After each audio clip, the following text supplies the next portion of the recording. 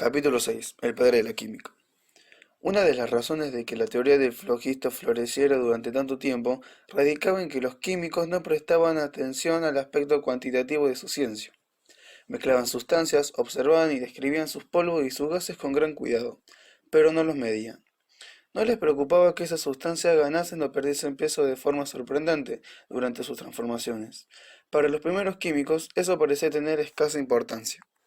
Pero luego apareció un hombre que declaró que la medición era lo más importante, que debería constituir la base de todos los experimentos químicos.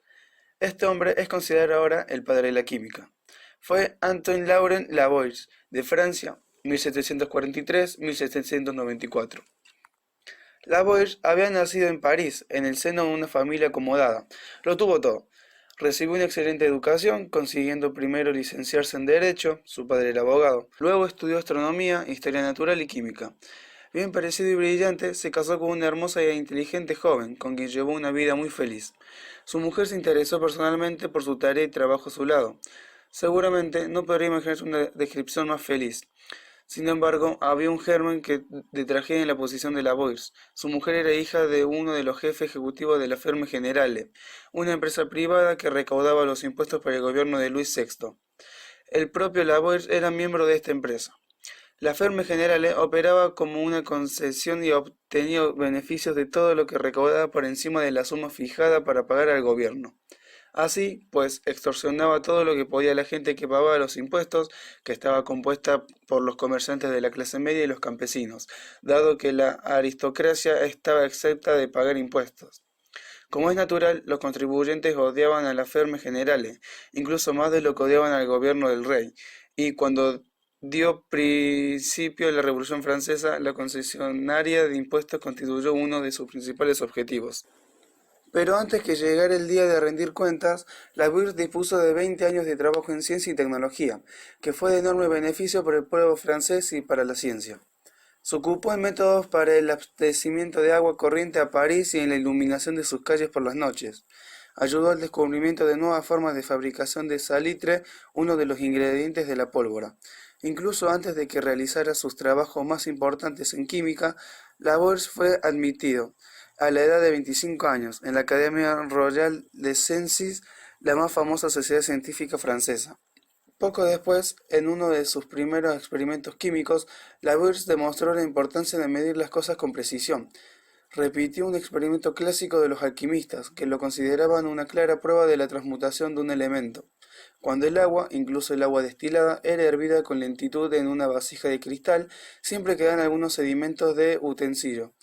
Esto, según decían los alquimistas, mostraba parte del agua que se había convertido en tierra. Lavoisier sospechaba que la verdadera respuesta era algo más, e imaginó una forma de probar su punto de vista. Colocó un poco de agua de lluvia, agua que ya había sido destilada por la naturaleza, en un matraz limpio e hirvió después el agua durante 101 días. El recipiente había sido diseñado para que todo el agua evaporada se condensase en la parte superior de la vasija y luego volviese a gotear. Así, la misma agua se evaporaba y condensaba una y otra vez. Al final de aquellos 101 días, Lavoisier detuvo la ebullición y dejó condensar todo el agua. Había un poco de sedimento en el fondo del matraz. Lo rascó y ahora pesó el agua y el matraz por separado. Había pasado ambas cosas, con la balanza de más precisión que pudo encontrar antes de comenzar el experimento. Ahora halló que el agua tenía exactamente el mismo peso que el agua de lluvia colocado originariamente, pero el matraz había perdido peso. Y lo que es más, su pérdida de peso era exactamente igual al peso del sedimento. Por tanto, solo existía una posible respuesta. El agua hirviendo había disuelto parte del cristal.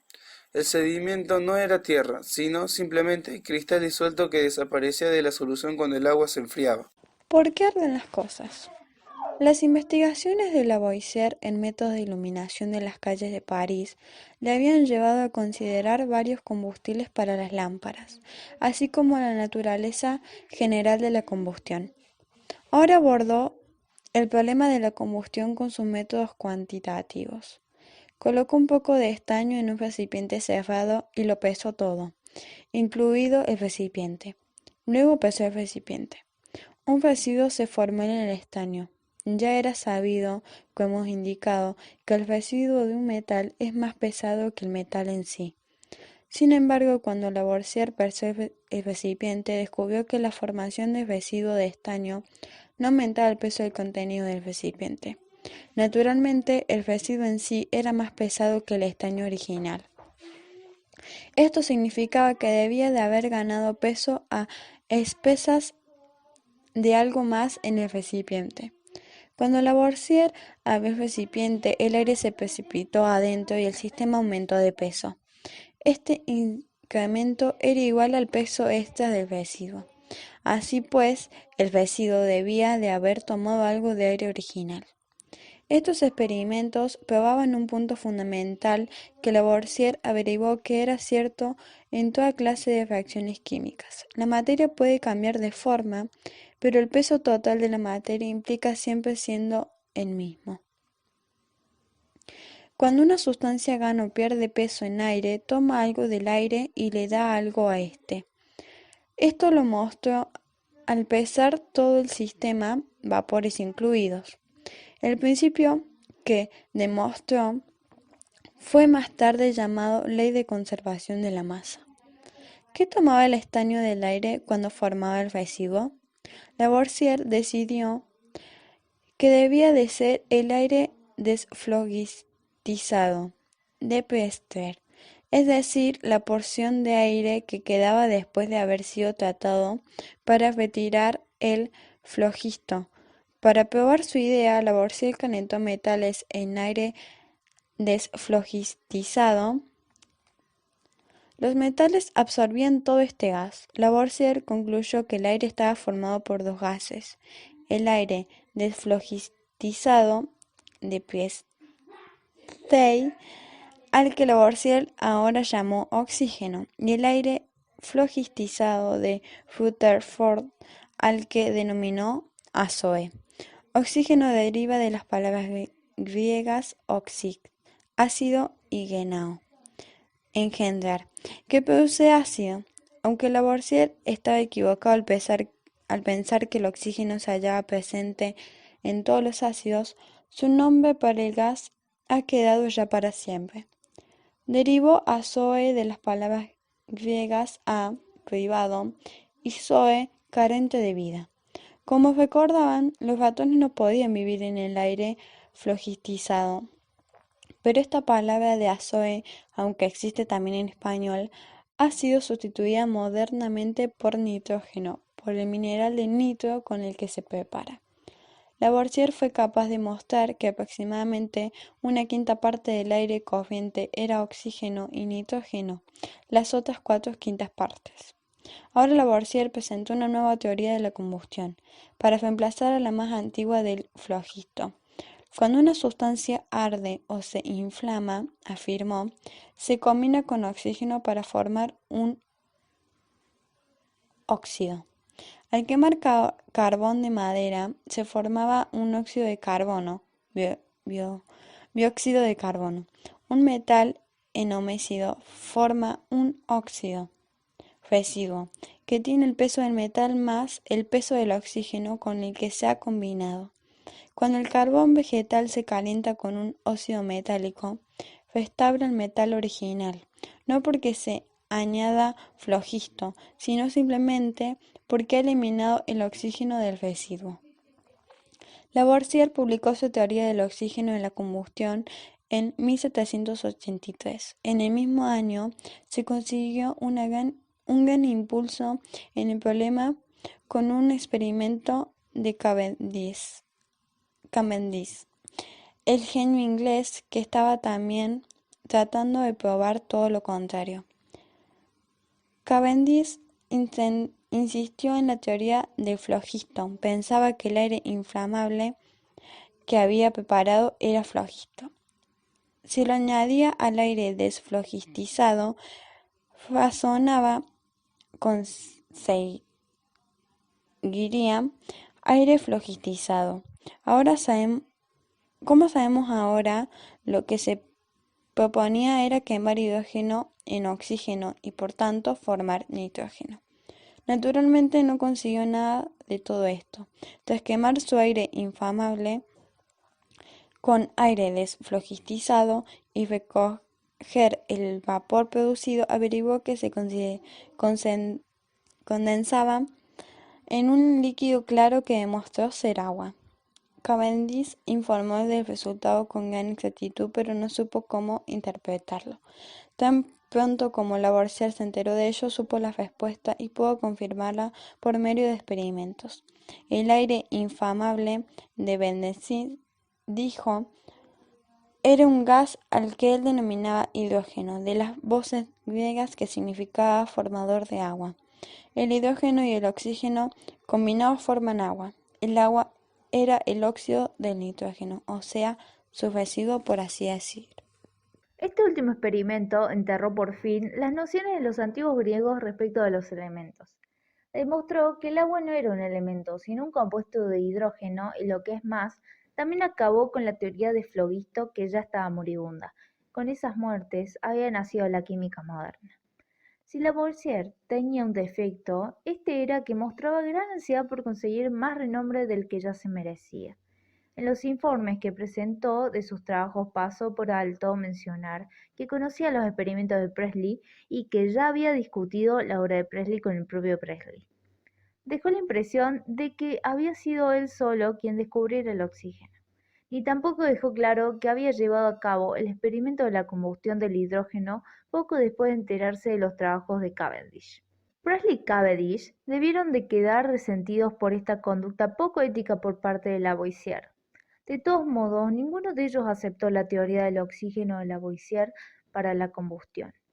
Ambos siguieron convencidos de la verdad de la teoría de Flogisto hasta el día de su muerte, pero la historia no les ha privado de la fama por sus importantes experimentos precursores que condujeron a la nueva química.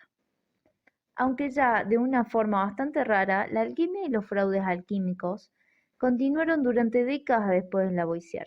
El emperador Francisco José de Austria-Hungría, un medievalista de fines del siglo XIX, aún entregó dinero a los falsificadores en 1867, que afirmaban ser capaces de fabricar oro partiendo de plata y mercurio.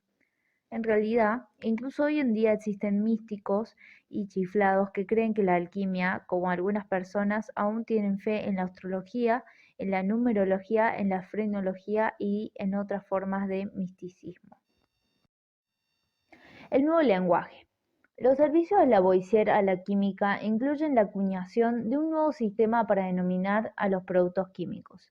Los alquimistas habían revestido su ignorancia o su decepción con un lenguaje fantasioso y poético. Hablaban del oro como del sol y de la plata como de la luna. De los metales, originalmente conocidos como azogue o agua plateada, les dieron el nombre del planeta Mercurio. Llamaron a la mezcla de ácido nítrico y ácido clorhídrico con la que se puede disolver el oro agua regia, un nombre que todavía se sigue usando hoy. Los químicos se hubieran encontrado desesperadamente dificultados en sus trabajos si hubiesen continuado ofuscados por el fantasioso lenguaje de los alquimistas. Debía producirse un nuevo arranque de las cosas y Lavoisier, junto con algunos otros químicos franceses, elaboró un nuevo sistema de nomenclatura química. Este sistema está basado en los nombres de los elementos y designa a los compuestos de acuerdo con los elementos con que están formados. Así, a la sal, un compuesto de sodio y cloro, se la llamó cloruro sódico. El gas formado por hidrógeno y azufre es sulfuro de hidrógeno, un ácido que contenga azufre es ácido sulfúrico y todo a este tenor. El sistema también posee nombres familiares para compuestos que contengan diferentes proporciones de un elemento determinado. Por ejemplo, existe una serie de 4 ácidos compuestos de hidrógeno, cloro y oxígeno, distribuidos en orden al contenido creciente de oxígeno. Se les denomina 1. Ácido hipocloroso, 2. Ácido cloroso, 3. Ácido dórico y 4. Ácido perclórico. Si el hidrógeno de cada ácido es reemplazado por el sodio, el resultado de los compuestos es el siguiente: 1. Hipocloruro sódico, 2. Cloruro sódico, 3. Clorato sódico y 4. Perclorato sódico. La tendencia de una nomenclatura lógica se extendió a los mismos elementos. Antes de 1800 los elementos habían sido denominados según la fantasía de los descubridores y sin existir en absoluto ninguna regla. Después de 1800 se hizo habitual denominar a todos los nuevos elementos metálicos con la terminación o io y los elementos no metálicos con la terminación on o ina. Con una excepción que mencionaremos después, todos los elementos que no tengan esas terminaciones fueron descubiertos antes de la época de Lavoisier. En 1789, Lavoisier publicó el primer texto moderno de química. Su título fue Tratado Elemental de Química. En este libro discutió todo el conocimiento sobre química a la luz de su nueva teoría de la combustión y empleó su moderna nomenclatura. Hizo una lista de los elementos conocidos en su tiempo. La lista de Lavoisier de 33 elementos presenta algunos curiosos apartados. Por ejemplo, incluyó la luz y el calórico entre estos elementos, pero 23 de los 33 eran auténticos elementos. El libro de texto Lavoisier fue traducido a muchos idiomas y extendió la nueva química por todas partes, pero Lavoisier no vivió para presenciar su impacto mundial. El año 1789, el año de la publicación de su tratado, fue también el de la Revolución Francesa. Lavoisier trabajaba retirado en su laboratorio, evitando la política, pero en 1792 los extremistas que se habían apoderado del mando de la revolución finalmente acabaron arrestándole como recaudador de impuestos. Lavoisier protestó que él era un científico, no un cobrador de tributos.